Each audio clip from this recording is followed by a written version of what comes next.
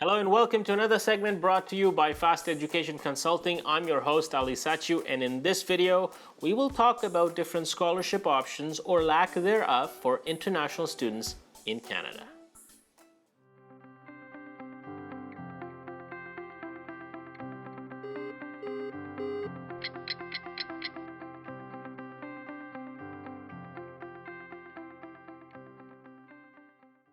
FastEDU.ca, inspiring great minds. It is probably the most frequently asked question I get, and one that is fairly complicated to explain, which is why I decided to make this short video on the subject. Now, spoiler alert, as much as the fast education process has been designed so that you get the most efficient and affordable education, scholarships are simply not going to cover your education expenses in Canada. To learn more about the expenses, I recommend you watch the expenses video along with the fast education process video to get a clear picture of what it takes to live and study in Canada.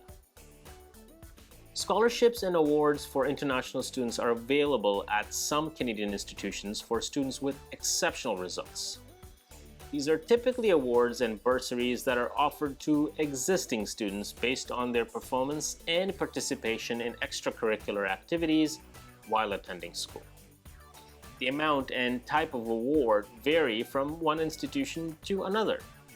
At Seneca College, for example, the value of scholarships and bursaries range on average from $50 to $1,500. Obtaining a scholarship is competitive, and applications are best made by students based on their merit after completing a semester or their year.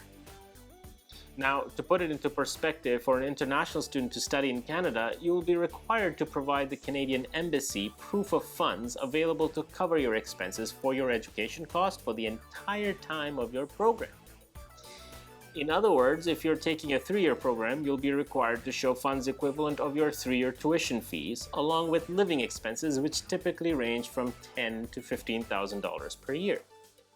This may mean funds totaling to 25,000 Canadian dollars per year, to a total requirement of 75,000 for a 3-year program.